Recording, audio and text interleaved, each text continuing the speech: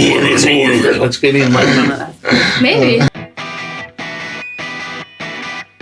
Go to the homepage. It's momomusic.at. Is it? I don't know. We love you, Natalie. Now you start with a piece of wood in your hand.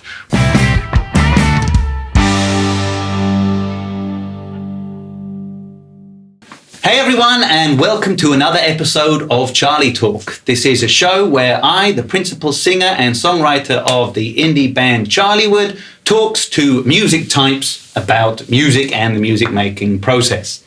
Please take a moment to like and subscribe if you want to support us in doing this. We're trying to bring Austrian artists and bands who are based in Austria to a wider audience, and subscribes and likes really helps us with that. So just take a minute to do that, please. This week I am joined by two members of the pop soul band. We'll discuss this genre label that I've given them in a second. Momo, zoom back. Welcome. Hello. Hi. Thanks for having us. Hello. Pleasure. Yasmin and Matthias, right? Yeah. Cool. Okay. As with everybody, I ask our guests to just take a second and tell us about a bit of biography, a bit of musical background, maybe some early musical experiences, just to give us an idea of where you're coming from. Okay, then I'm starting. Okay, so my name is Yasmin, as you already said, and I'm raised and born in Vienna. And that's about it. About my geographical background, it's not Don't need that any more than interesting. I'm going straight to my musical background. I started making music pretty late, actually. I'm late to the game. So I did some experiences at school. My first experience actually was singing in a choir. And that was when I was 17. So I'm pretty late to the game, as I said. Mm-hmm. What was the point where you got the idea to consider taking music more seriously and like trying to put together a professional standard band? It took a pretty long time to get to the point where I actually did music professionally. Like, what is professionally? As I said, I was starting like singing and playing a bit of music when I was 16, 17. Mm-hmm. And the first time I performed on the stage was probably the moment where I, got really into it, which was really awesome for me. Standing there, like having all the attention. Mm-hmm. Like a school concert? It was a quiet concert. And my teacher was pretty awesome back then. She kind of, saw talent there. And then she just... kind of pushed me into doing more stuff and giving me solos and stuff like that. And that was really cool. And then I started trying to start making music more on my own. So I never took a lot of lessons, but I actually taught myself playing piano by myself. And I think the coolest musical moment in my career was when I realized how to build chords. Mm-hmm. So I sat on the piano and I this is how you build chords. And if you kind of get it once, you can do it with all chords, which is pretty awesome. So I started playing piano by myself and singing to it. And that was how I got into music. Building chords isn't as difficult as most people believe it to be. It's an intimidating thing to stand in front of a keyboard, but actually the it's just maths, isn't it? Right? Yeah, it is. It's just fives and nines. If you got it once, it's super easy. On the keyboard, it's all... People get intimidated by the black keys. They think the black keys are a big deal. That's my experience. just go for it, guys. Good. Matthias, how did you come to be in the band? So I forgot to say, guitar and... just vocals, right? During the concerts? Well, sometimes piano too. Do some piano as well? Yeah. When she plays some solo. Okay. I forgot to say that at the beginning. Not the main pianist. So. Right. I'm the guitar player of Momo's band. I'm from South Tyrol, so north of Italy. Was my basic. I'm Italian. Yes, I started around when I was 12 years old, playing guitar with some teacher. I had some school, some good music teacher who, like, he started a small band in the school, and so I had my first gig like 1 year after I started playing guitar. It was a little bit wild, but it was nice. So there was a load of 7-year-olds on stage rocking out. Yeah. I like it. But I had some small amp, and I could turn some drive on it. And after we played one song with our music teacher, and then we turned the drive on, and we had some really fun.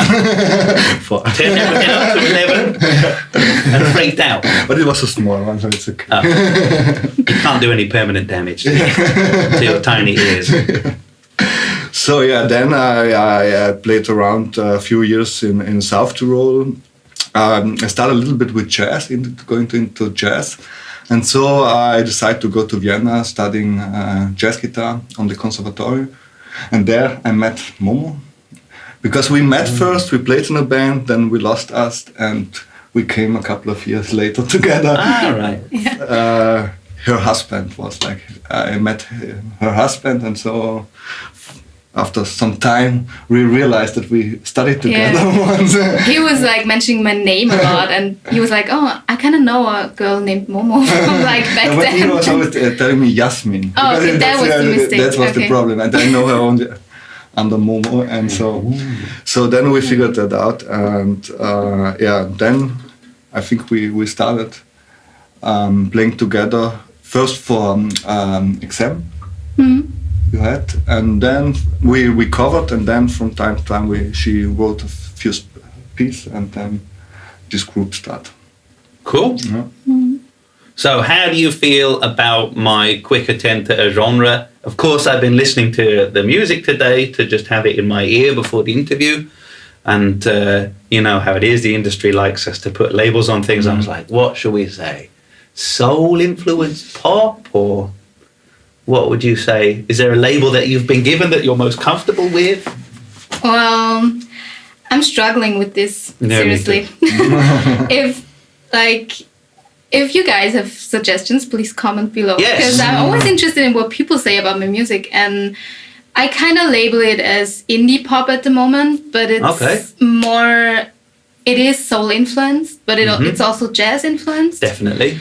And so I kind of am thinking about putting that in the title as well. Right. But I feel like the word jazz is really strong, and people always associate, like, you know, jazz It's going to be with cerebral. Yeah. There'll be beard stroking involved. Yeah. So it's kind of hard for me to label it, but Right. it's definitely like a soul-y type of music. Sure. But that's a good suggestion. Go and listen to the latest EP. Go and listen to the self-titled Momo. I had trouble finding it on Spotify. There's a lot of MOMO I know. names. What's a good way of like narrowing down the search? I had to go through your website in the end to find it. If you really want to find it, go to the homepage. It's momomusic.at. Is it? I don't know. This is, the good thing about this is I'm editing this as well. So note to self, put the web address here. Yeah. I'll just Somewhere. blend it in. It'll be down here. Down here. Okay. That's the correct web address. Yeah, and you can find links to iTunes, Spotify, and Amazon, I think, on your website for the EP. Yeah, tell us about the EP then while we're at it. Yeah, we released the EP almost a year ago. It was like on Sunday, it was a year. It has 5 tracks on it, and it's pretty exciting that I'm still excited about the songs. But I feel like, you know, a year passed and we had, I don't know, we kind of got into a bit of another direction. We did some new songs, and so some new stuff is gonna come up soon. But the EP, I feel like it's still the classics on there.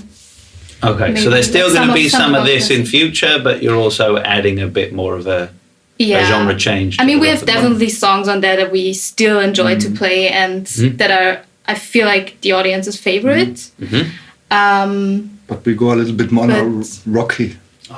direction, I think. Yeah. Screamcore? Quite. Scream like big eye makeup and sort of gel in the hair and just like screaming in my mouth. Maybe. I was trying Watch new this space. techniques. Yeah, apparently there's a way of doing that without seriously damaging your vocal cords. I know. I actually wanted to go to teacher and try that out. Yeah, there's an instructional video series. I'd love to give them a plug, but I can't remember what it's not. It's not the science of screaming, but it's something like that. Mm-hmm. And it's a woman based in LA, a singing teacher, and she did like a whole video series about how to do, like, she has loads of metal singers, mostly guys in, but I'm sure the techniques are the same.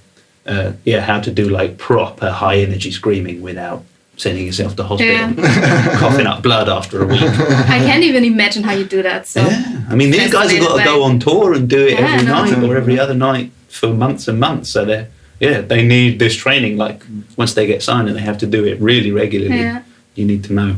Another thing that I like to ask everybody, one of my the questions that always interest me the most is, could you try and describe a typical songwriting process? Everyone always says to me, there isn't a typical one, but maybe one that happens more often than another. Well, I'm the exception to the rule, obviously. Okay. There is a typical writing. Ah, good. Yeah, there kind of is. I'm writing the songs, so I'm writing alone. And typically, I'm sitting in front of the piano and playing some random changes or chords or whatever. And there is something I call fortunate mistakes, which is, I'm not a professional pianist, so I'm playing and playing and playing, and there are mistakes, but some of them sound really cool and interesting to me. So I kind of follow up what that is. And once I have the chords that sound really interesting to me, I try to find a melody. So I'm basically singing random words or no words at all until the melody is there and complete. And then I'm starting to write lyrics. Mm-hmm. And it's very rare that I write the lyrics first. That sometimes happens when I'm not at home, when I'm in the metro or whatever. Mm-hmm. Then I'm starting to write lyrics, but it's the exception, actually. Nonsense seems to be standard procedure. Of all the people I've spoken to about the songwriting process, it's nearly always nonsense words, but often with real sounds to them. So it sounds similar to a real word, but they don't worry about what that word is. So you've got the hard sounds and the soft sounds and the Fs and the S's where you need them to be, because it creates a certain kind of energy, but you need to work out what words are. A bit later on, that's the same with you, right? Yeah. And Matthias, when do you get involved then in there? We help her with the arrangement. Okay. I think. Yeah, she comes with the idea, and then, like, in the band, we are setting, like, for every instrument, we are looking what we can do. If sometimes we change also something, sometimes we put also a part outside or something. Yeah, because piano doesn't make it onto every track, right? On the final recording. Yeah. So basically, every instrument has to like come up with their own stuff. I'm not like telling the drums what to do. He doesn't like it. He doesn't respond well to it. Suggestions at best. We love you, Natalie. Is he listening to this? He doesn't watch it. He should. We can talk shit. He's your drama. You should watch it. Come on. No, that's unfair. I'm slandering him now. He assures me that he does watch them. Okay. I'm sure he'll be watching this. Well, he said he liked my Facebook page, and he did. Well, actually, he did. Sorry, that was a mistake. I thought he didn't. He hits things for a living. Sorry, Fabian. Watch it. Very, very good at hitting stuff. Yeah. Okay, so it's collaborative insofar as the production and arrangement. Yeah. So you come with chords, melody, sometimes some lyrics ideas, and then it's... The lyrics are set as well. It's set. So. Oh, really? You don't bring it to the band until the lyrics And the song is also quite set. It's not only ideas we put together. It's like it's an arrangement, but we then help her to make it a little bit bigger, to bring it to the band. Okay. But it's also few songs we also take like the idea. She sent us the idea. Yeah. We learn it and then we practice. in the rehearsal room, and then we go on stage. Oh, so you have like guitar parts? Or Well, bass? I feel like I'm recording my stuff and I'm sending it to the band, and I feel like it's kind of pretty obvious or pretty, you know, like they know what I want basically. But what they do is like making up riffs or like finding another groove. If I have a groove, I kind of like maybe sometimes sing it so that they know what I want. But it's pretty straightforward, I guess.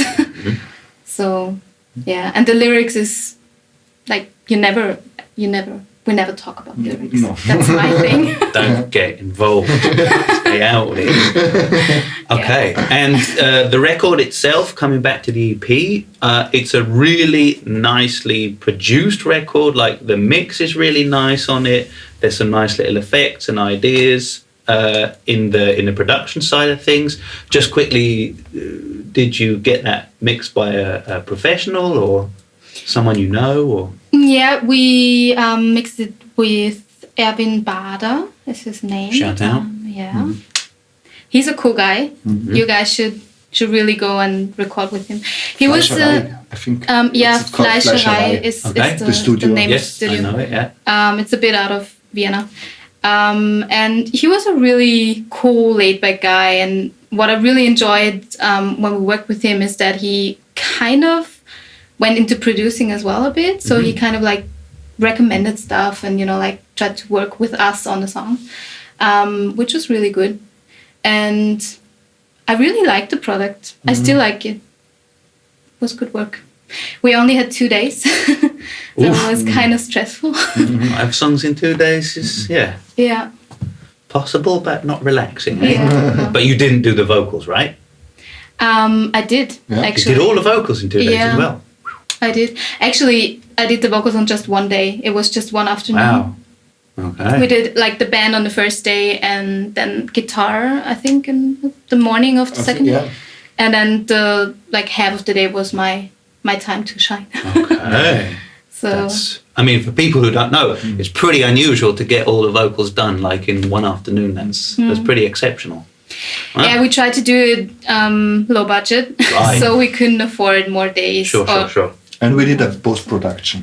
So in the rehearsal, we produced the 5 songs one, so everybody know what he had to play Yeah. then in the studio. Okay. We tried to be pretty prepared. Everyone was pretty prepared, Yeah. so we kind of got there and just did our thing. And So did you record it live or was it multi-tracked? Yeah, I think the rhythm section was recorded live. So guitar, bass, and drums was in one room. The piano was in another room. And Momo, you was also in another room. She was singing that we have a pilot, that we know where we have to go. But we record only like the rhythm section and did the next day some guitar overdubbing and then the vocals. Cool. so basically half of the band was done at the first day. Right. Sure. And then we just, the both of us came in and did the rest. While the rest of them sunbathed with their tops off outside. Nice. Yeah. Rhythm section. Chilling out. Okay, fun question now. Well, I hope it's a fun question. If you couldn't play the instrument that you play and you have to choose another instrument and you're as good at that as you are at the instrument that you've chosen, which one would you choose and why? Whoever thinks of a good answer first. I think I would play reed. The reeds? Yeah, What, like a panpipe type arrangement? maybe. I like long tones. Okay. All right. Something in that direction. Panpipes. Good. Fine. Well, that's a toughie because I kind of want to get better at playing piano, so that would be my obvious answer. But if I could choose like any instrument, I really like the vibraphone. Oh, yeah. I would love to do that, but then I would have to like do a bit of another musical direction, maybe world music. Maybe. Jazz. Jazz. Or jazz. Get deep into the jazz. It's very popular with the jazzers, the vibraphone. So let's talk about live performance. When you're writing a song, so we're talking about songwriting. When you're writing a song, do you think about how it's going to come across live, or do you focus for yourself on writing a song that you think is good from your perspective, without concerning yourself too much about how this is going to come across live? Like, when does the live situation start to become prominent in your mind in the process? That's what I wanted to ask. Okay. I think I'm thinking a lot about the reaction people have on my songs, because of my lyrics, because I tend to write kind of darkish lyrics sometimes, and I really enjoy doing that. But at the beginning, when I started to show songs to people, I felt like they could understood them wrongly, or like judge them. So it was kind of hard at the beginning for me. Now it's like I feel more confident about what I'm writing, and I feel like I've opened that door where music is like can do anything and is allowed to do anything, and that's really freeing. So now I'm writing and not thinking as much about the response I will get, but I used to do. I used to do a lot. Yeah. And sometimes as a band we also say, hey, we need maybe some other rock song or something, and we this is a conversation that people have. That's why I asked. And also for me, it's like the live performance is one of the most important point as a band, because that's where you go out, where you play in front of people, where you also catch people, and so this is kind of where you have to be good on live performance, because there are so many bands, and you have to match with them, and so it's everything about how you play, what's also like your body language, and kind of, and I like this energy what happened on an evening. When people came, you're in a club, like it's sometimes dirty or something, but it's like when you're on a stage, you have a feeling that you are live. It's right what you're doing. Yeah, and I suppose that's a question. I mean, from band to band, I'm sure that changes. But are you more interested in doing something that you think is interesting, that is pushing some sort of boundary of what is acceptable in popular music? In which case, you definitely run the risk of alienating audiences and then being turned off by it. Or the other side of that tightrope is you play it ultra safe, and I always worry that I'm gonna start boring myself. Like if I go too far that side, like it's a line that you have to walk. Yeah. Unless you genuinely don't care about audience reaction. Yeah. Like punk rockers. Yeah, but also they have their crowd. Yeah. They like to survive. Yeah, but I feel like we kind of realized pretty early as a band that we can push ourselves to do songs we're not standing up to, kind of like not pushing in this mainstream direction.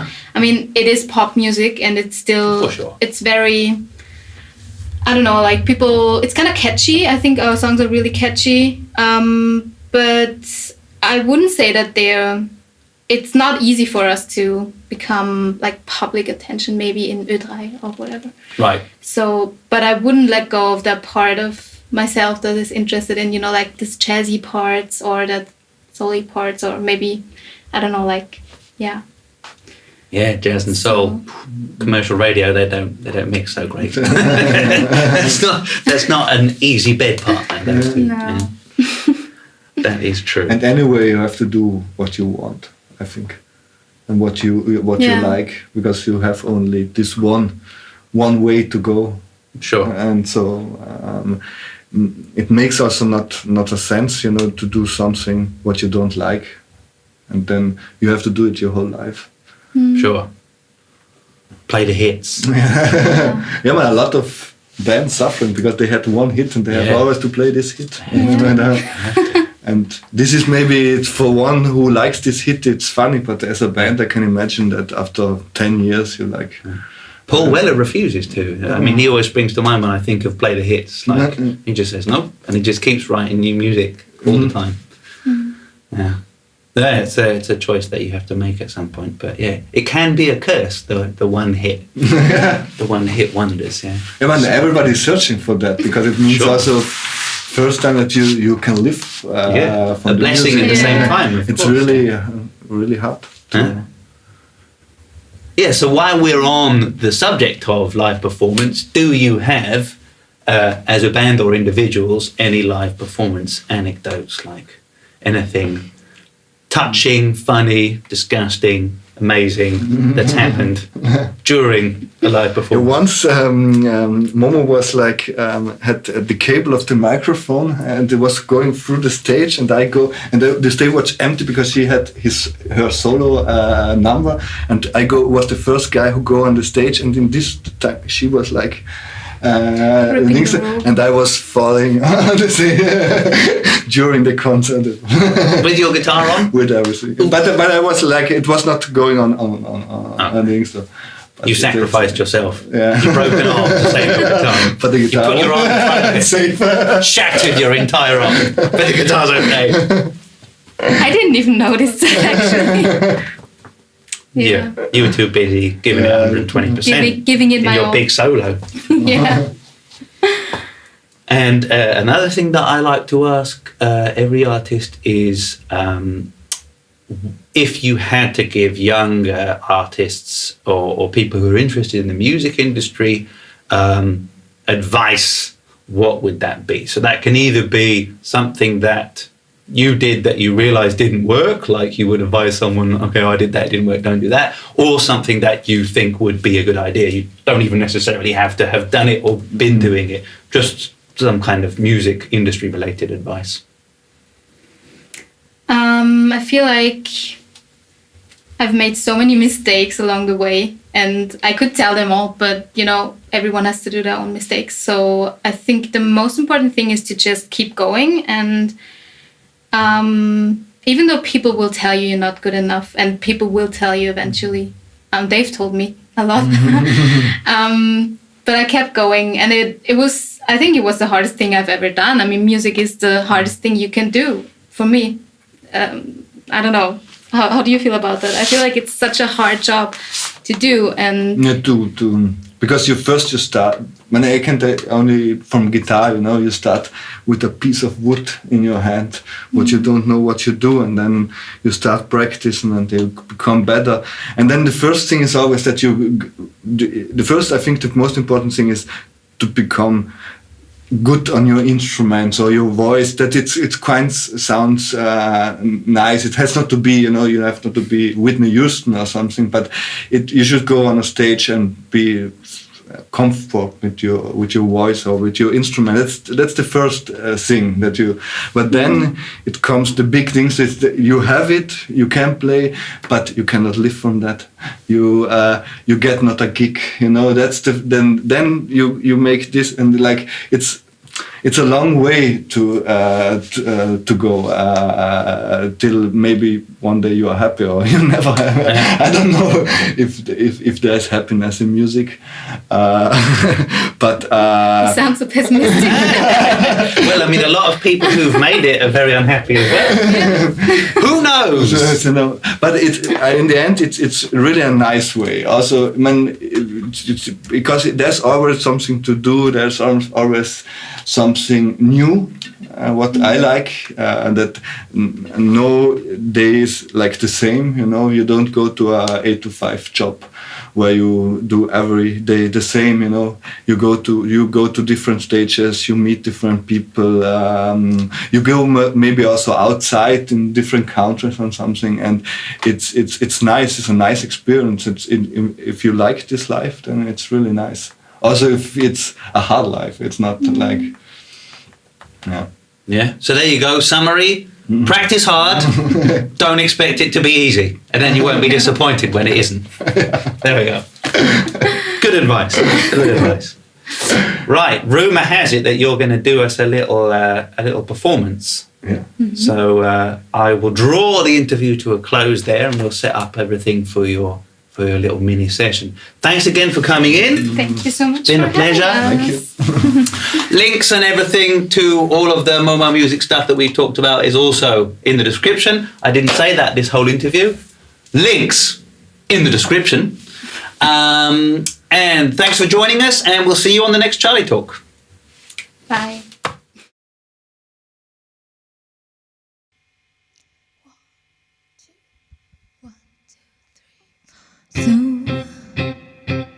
So you thought you knew me, just an ordinary girl from next door's neighborhood.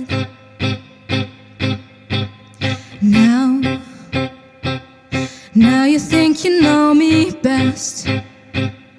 All my thoughts and all my dreams, all my plans and all my aims. But sometimes love can make you blind. Take me as I am, with all my flaws and crimes. Love me like you never loved before. Adore me like a child. Believe me when I lie. Kiss me like it's our last kiss goodbye. Whoa, whoa, whoa.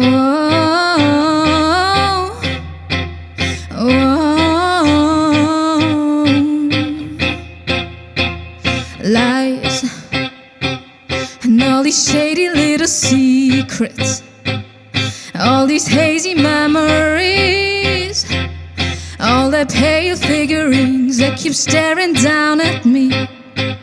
So you thought you knew me, at least the one I used to be.